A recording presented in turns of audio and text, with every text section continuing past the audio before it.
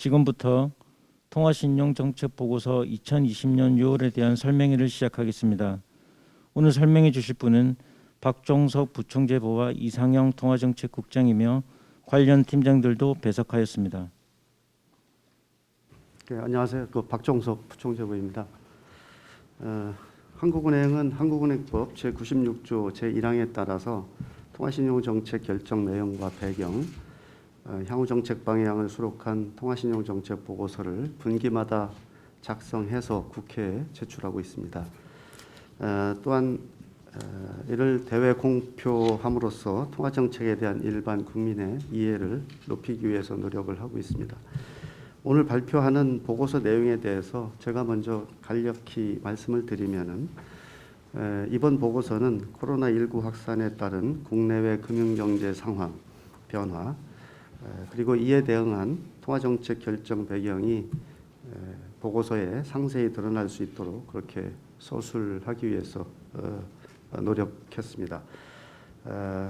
그래서 제2장의 통화신용정책 운영을 기술한 부분에 제3절로 들어간 부분이 있는데 그 시장 안정화 대책을 설명하는 부분을 다른 때하고 다르게 별도로 마련을 해서 한국은행이 실시했던 또 실시해 오고 있는 그런 다양한 조치들을 기술했습니다.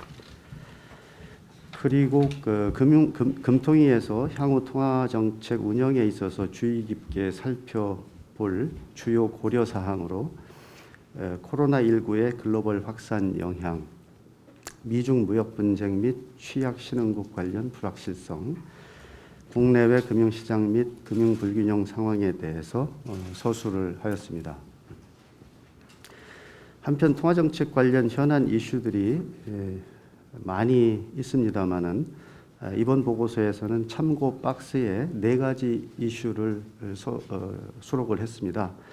먼저 코로나 확산 이후 대부분의 국가에서 소비자 물가 상승률이 빠르게 둔화되고 있는데 코로나 사태 이후 우리나라와 주요국의 물가 동향을 이동 제한에 따른 생산 차질, 수요 둔화, 유가 하락, 정부 정책 등 요인별로 비교하여 점검해 봤습니다. 다음으로 코로나19가 전 세계로 확산되면서 우리 수출 여건이 악화됐는데 글로벌 수요 위축, 반도체 경기 회복 지연, 국제 유가 급락, 미중 무역 갈등, 재부각 등 수출 여건과 관련한 리스크 요인을 점검하고 향후 수출 전망에 대해서 평가해 봤습니다.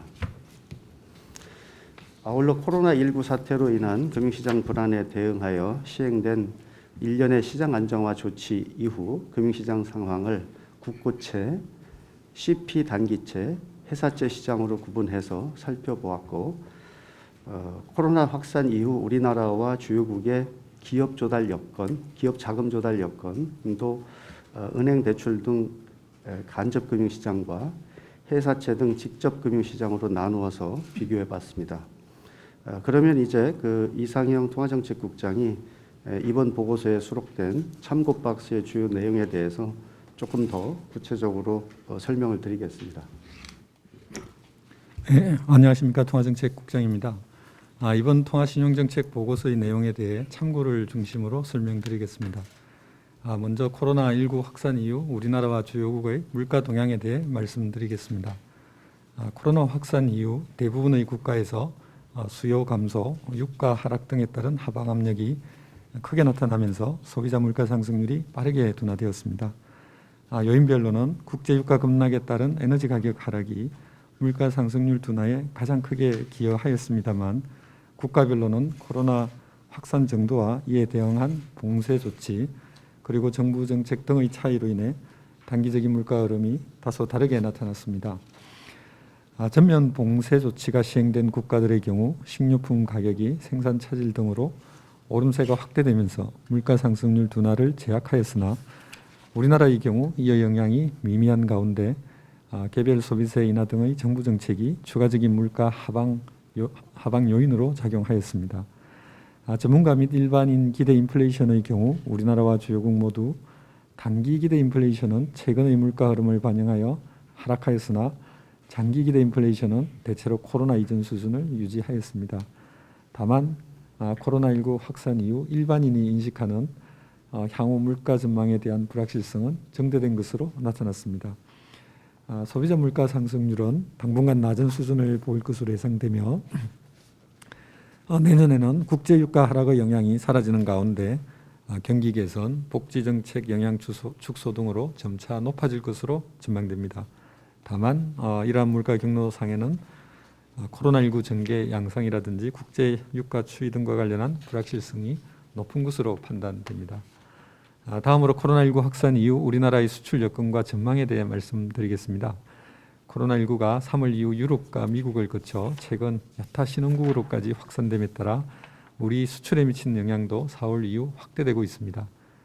수출에 미치는 영향을 리스크 요인별로 살펴보면 코로나 확산으로 금년 중 글로벌 수입 수요가 지난해보다 크게 위축될 것으로 전망되는 데다 반도체 경기도 비대면 경제 활동에 따른 서버 수요 증가 등 긍정적 측면에도 불구하고 이동 제한 조치로 반도체 수요 비중이 더 큰 휴대폰 등의 수요가 줄어들어 단기적으로는 부정적 영향을 더 크게 받을 것으로 예상됩니다. 저유가 지속은 산유국 경기 부진, 원유 관련 업종의 업황 악화 등을 통해 우리 수출에 부정적 영향을 미칠 가능성이 있으며 미중 무역 갈등이 다시 심화될 경우 불확실성 증대에 따른 글로벌 투자 위축 등으로 우리 수출의 하방 리스크가 높아질 수 있습니다. 이러한 대외 여건 변화를 감안하면 금년 상품 수출은 지난 2월 전망치를 크게 하회할 것으로 예상됩니다. 다만 1, 4분기 수출 실적 호조, 서버 증설 관련 반도체 추가 수요, 하반기 중국 경제 개선 등을 감안할 때 우리 수출은 글로벌 상품 교역에 비해서는 양호한 흐름을 보일 것으로 전망됩니다. 그러나 코로나19 재확산으로 세계 경제의 회복세가 더욱 늦어지거나 중국 경제가 미중 무역 갈등으로 다시 타격을 받게 될 경우 우리의 수출이 적지 않은 영향을 받을 수 있는 만큼 앞으로 리스크 요인의 변화를 주의 있게 살펴볼 필요가 있겠습니다. 다음으로 코로나19 사태에 대응하여 시행된 한국은행의 1년의 시장 안정화 조치 이후 금융시장 상황에 대해 말씀드리겠습니다. 3월 중순 급등세를 보였던 국고채 금리는 한국은행의 기준금리 인하, 국고채 단순 매입, 전액 공급 방식의 RP 매입 등 시장 안정화 조치 이후 점차 안정되는 모습을 보였습니다. 일부 증권사의 자금 사정 악화 등으로 불안한 모습을 보였던 단기 금융시장도 시장 안정화 대책이 본격화된 4월 이후 점차 안정되었습니다. 급등하였던 CP금리가 4월 초 하락세를 보였으며 3, 4월 중 순상환되었던 CP 단기사채 발행도 5월에는 우량 등급 중심으로 순발행으로 전환되었습니다. 다만 CP 신용 스프레드가 2005년 이후의 장기 평균을 큰 폭 상회하고 있으며 비우량 등급 CP의 경우 5월에도 순상환되는 등 시장 내 신용 경계감은 여전히 높은 것으로 판단됩니다. 회사채 시장에서는 3월 중순 이후 빠르게 확대되었던 신용 스프레드가 채권 시장 안정 펀드 가동 등의 영향으로 4월 중순 이후 확대 추세가 진정되고 발행 시장에서도 우량물을 중심으로 발행 규모가 확대되었습니다. 다만 비우량물의 발행은 상대적으로 부진한 모습을 보였습니다. 최근 금융시장은 한국은행과 정부의 다각적인 시장 안정화 조치에 힘입어 점차 안정되고 있는 것으로 평가됩니다만 향후 코로나19의 파급 영향, 미중 무역 분쟁 재부각 등에 따른 대내외 여건 변화 시 금융시장이 재차 불안해질 수 있는 만큼 시장 상황을 면밀히 점검해 나갈 필요가 있겠습니다. 마지막으로 코로나 확산 이후 우리나라와 주요국의 기업 자금 조달 여건에 대해 말씀드리겠습니다. 코로나19 확산 이후 우리나라와 주요국에서는 기업의 운전 자금 수요 및 예비적 자금 수요 확대, 직접 금융시장 위축, 각국의 정책 대응에 기인하여 은행의 기업 대출이 큰 폭으로 확대되었습니다. 금융기관의 대출 태도는 미국 및 유로 지역의 경우 강화되었으나 우리나라의 경우에는 완화 기조가 유지되었습니다. 직접 금융시장에서는 회사채 스프레드가 주요국 모두 크게 확대된 후 적극적인 정책 대응 등에 힘입어 축소되었으나 코로나 확산 이전보다는 높은 수준을 지속하고 있습니다. 회사채 발행 시장에서도 우리나라와 주요국 모두 우량물 발행이 늘었지만 비우량 회사채의 발행 비중은 축소되었습니다. 이 같은 점을 고려할 때 코로나19 이후 주요국 모두 기업의 자금 조달 여건이 직접 금융시장을 중심으로 악화되었으며 이를 간접 금융시장이 일부 보완했던 것으로 평가됩니다. 우리나라의 경우에도 유사한 모습이었으나 금융기관의 대출 태도, 회사채 신용 스프레드, 움직임 등에 비추어 주요국에 비해서는 기업 자금 조달 여건의 악화 정도가 크지 않았던 것으로 판단됩니다. 최근 기업의 자금 조달 여건이 일부 개선되는 모습을 보이고 있습니다만 향후 코로나 사태가 장기화될 경우 자금 조달 여건이 재차 악화될 수 있는 만큼 이에 대한 모니터링을 강화할 필요가 있습니다. 보다 자세한 내용은 배포해드린 기자 설명회 자료를 참고해 주시기 바랍니다. 감사합니다. 지금부터 질의응답 시간을 갖겠습니다. 기자들의 질문은 출입기자단 전소영 간사께서 취합해 대신 읽어주시겠습니다. 네, 첫 번째 질문은 매경닷컴 전종원 기자가 질문했는데요. 코로나19가 연중으로 계속 진행이 되고 있고 마이너스 물가가 이어진다면 통화정책 당국 입장에서는 정책적으로 취할 수 있는 선택지가 무엇이 있는지 질문했습니다. 네. 코로나19가 좀 장기화될 가능성을 배제할 수가 없고 또 물가가 낮은 수준을 당분간은 지속될 것으로 이렇게 생각이 됩니다. 그 마이너스 물가가 지속될지 그거는 이제 물론 가정으로 말씀을 하셨는데 그 부분에 대해서는 조금 이따 잠시 그 물가동향 팀장이 말씀해 주실 걸로 알고 제가 일단 통화정책 당국에 이런 상황이 됐을 때 통화정책 당국의 선택지가 뭐가 있느냐 이런 말씀하셨는데 어떤 정책 수단을 써야 할지 이런 부분은 이제 그때 그 금융 상황이나 경제 상황에 따라서 이제 달라질 수 있는데 그간 누차 이렇게 말씀드렸듯이 저희 한국은행은 여러 가지 가능한 그런 정책 수단들을 전부 다 그 테이블 위에 올려놓고 필요할 때 활용하겠다라는 그런 입장을 얘기를 했었습니다. 그래서 이제 그 코로나 이후에 여러 가지 다양한 조치들을 내놨는데 앞으로도 이런 그 코로나가 장기화된다든지 이렇게 경기 부진이 예상보다 좀 안 좋고 하면 그런 정책들을 좀 검토를 할 수 있고 그래서 이제 기준금리가 좀 0.5%까지 가 있는데 실효 하한에 상당히 가까워졌다라는 것은 저희가 이제 얘기를 했습니다.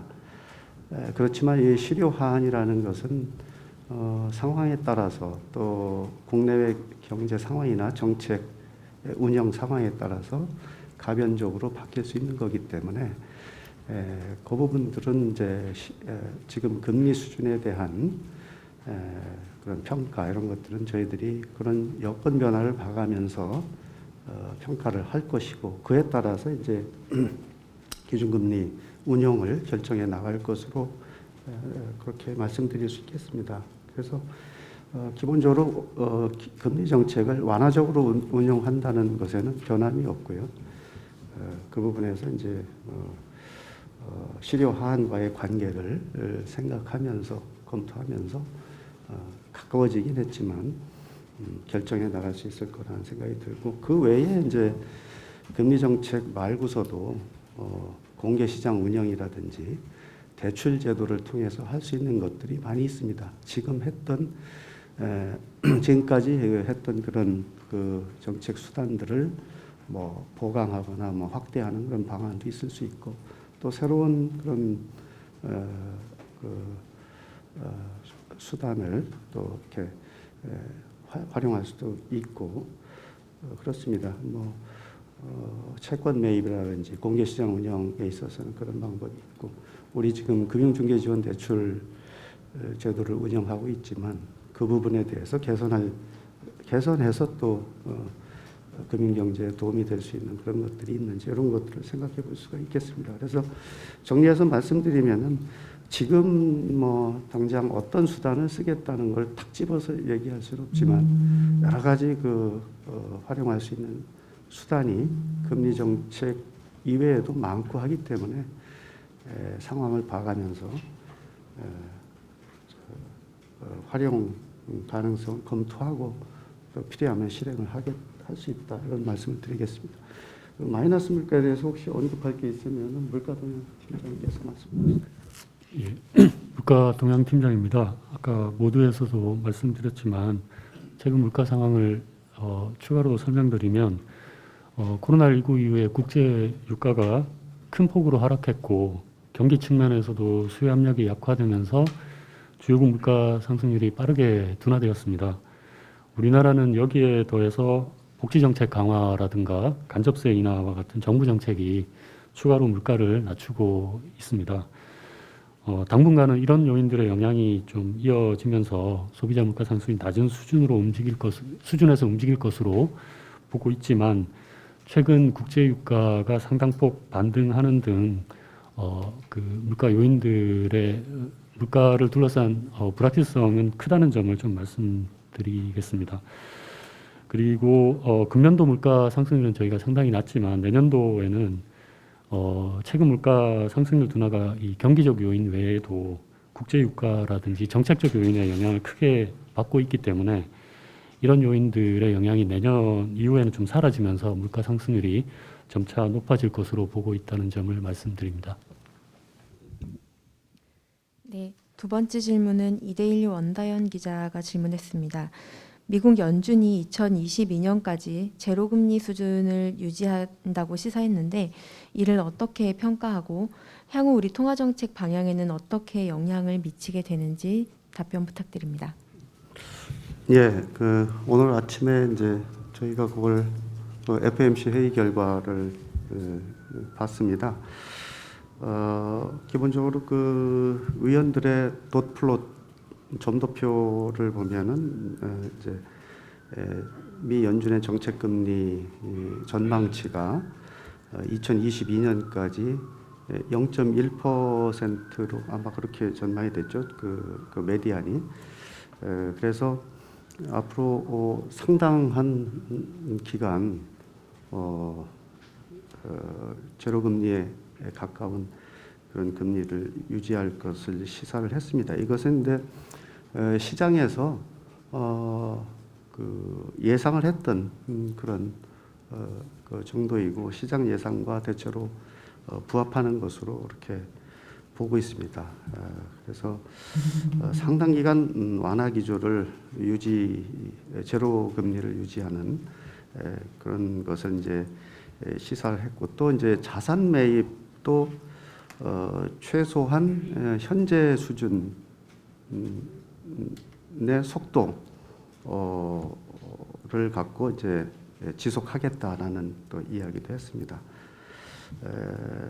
그리고 이제 또 파월 의장이 실업이라든지 이런 경기 부진 상황이 장기화될 가능성도 언급을 했고 또 불확실성을 강조를 했습니다. 이런 것들로 볼 때 점도표라든지 이런 파월 의장의 언급 이런 것들로 봤을 때는 앞으로 연준의 통화정책 기조는 상당히 오랜 기간 그 완화적인 기조를 유지할 것이라는 것을 시사를 했었습니다. 그래서 그 내용은 이제 뭐 시장 예상하고 부합한다 이렇게 정리해서 말씀을 드릴 수 있을 것 같고요. 그 우리 통화정책 방향에 어떤 영향을 줄지 말씀을 하셨는데 미 연준이 완화 기조를 지속을 하게 되면은 결국은 이제 미국 경제 그리고 글로벌 경제에도 도움이 되는 뭐 그런 긍정적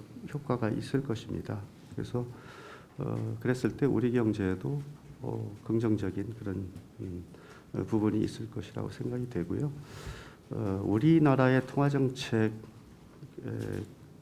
대해서는 어떤 영향이 있을 거냐 말씀을 하셨는데 완화 기조를 장기적으로 미국이 가져간다고 하면은 자본 이동의 어떤 그 변동성이라든지 그런 부분에 있어서 또 우리나라 또 신흥시장국 뭐 이런 데서는 긍정적인 그런 측면이 있다고 생각합니다. 그래서 금융 안정과 글로벌 경제의 안정에 도움이 되는 또 자본 이동의 변동성에도 긍정적인 효과가 있는 그런 측면이 있다고 생각이 돼서 그런 부분은 이제 우리나라의 통화 정책을 운영하는 데 있어서도 어느 정도의 룸을 주는 그런 효과가 있지 않을까 이렇게 생각이 됩니다. 그렇지만 이제 우리나라의 통화 정책은 어디까지나 국내 경제 여건이 어떻게 바뀔 것인지, 금융이 어떻게 상황이 바뀔 것인지, 그것이 이제 우선적으로 고려가 돼야 되는 상황이고, 외국의 통화 정책 요인은 그것이 이제 글로벌 경제나 우리 경제에 미치는, 금융 경제에 미치는 그런 영향이 어떻게 될 것인지를 봐가면서 하나의 고려 요인으로 그렇게 작용하는 그런 부분이다, 이런 말씀을 드리겠습니다. 예. 네, 마지막 질문은 연합인포맥스 전소연 기자 질문인데요. 현재 이번 주에 총재께서 EBS 방송에 출연하셔서 현재 디플레이션이 우려되는 상황이고, 이에 따라서 물가 안정 목표제에 대해서 고민하고 있다라고 말씀을 하셨는데요. 한국은행 차원에서 연구하고 있는 구체적인 내용들이 있는지 궁금하고, 이 중에서 물가 안정 목표제를 대신해서 쓸 수 있는 그런 방법들은 무엇이 있는지 설명 부탁드립니다. 예, 이게 물가 안정 목표제에 대한 고민이라고도 할 수 있고요. 또 결국 이제 통화 정책 체제 전반에 대한 그런 고민이라고도 할 수 있습니다. 그래서 작년에 특히 이제 미 연준 중심으로 해서 통화 정책 운영 체제를 전반적으로 검토를 하고 패드 리슨스 해가지고 이제 의견도 많이 듣고 이렇게 했었거든요. 그게 이제 기본적인 배경이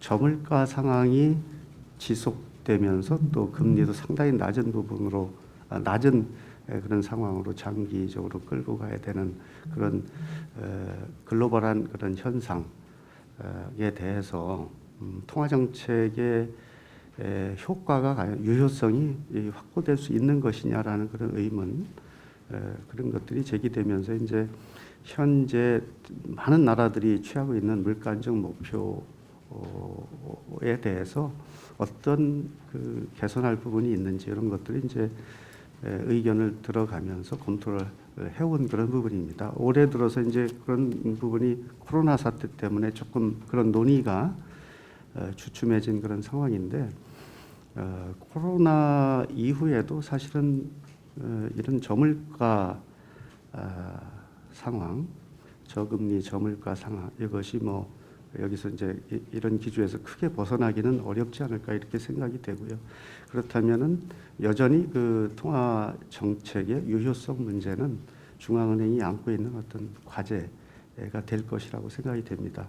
그래서 아마 총재님께서 그런 언급을 이제 하시는 걸로 돼 있을 텐데, 물가 안정 기본적으로 이제 현재로서는 물가 안정 목표제를 크게 벗어나는 그런 통화 정책 체제를 우리나라도 그렇고 다른 나라도 그렇고 그렇게 생각하고 있는 거는 아닌 것 같고요.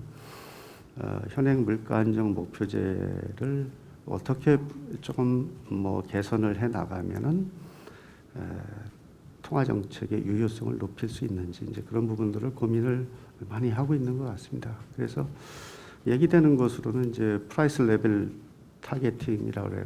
이제 물가 수준 목표제, 그런 것들이 얘기가 되고, 또 average inflation 타겟팅이라고 해서 평균 물가 목표, 평균 인플레이션 목표제, 이런 것들을 이제 하게 되면은 그 중앙은행의 통화 정책이 기대 인플레이션에 영향을 주어서 그것이 이제 실제 인플레이션을 좀 끌어올리는 그런 효과가 있게 되고, 그것이 또 이제 금리 정책을 조금 더 유연하게 탄력적으로 할 수 있는 그런 환경을 만들어주지 않을까, 이런 얘기들이 이제 오가고 있는데, 지금은 어쨌든 조금은 그 논의가 코로나 사태 때문에 주춤해 있는 상황이고, 그래서 어떤 게 지금 뭐 좋다 한 번도 이게 해보지 않았기 때문에 그런 말씀은 드리기가 어렵고 연준에서도 그게 이제 합의가 아직 된 것도 아니고 논의를 계속하고 있는 그런 상황이 있습니다. 그래서 저희는 주요국들이 하고 있는 그런 논의를 잘 또 이렇게 워치를 하고 해가면서 우리나라는 우리나라 여건에 맞는 그런 그 통화정책 운영 체제는 어떤 방식으로 가는 게 좋을지 그런 것들을 연구를 계속 해나가고 있습니다. 그래서 그 부분은 이제 결론이나 뭐 이런 거는 아직 말씀드릴 단계는 아니고 좀 더 많이 검토를 해나가야 되는 그런 영역인 걸로 말씀을 드리겠습니다. 혹시 네, 더 이상 추가 질의가 없는 것 같습니다. 그럼 이것으로 기자 설명회를 마치겠습니다. 수고했습니다.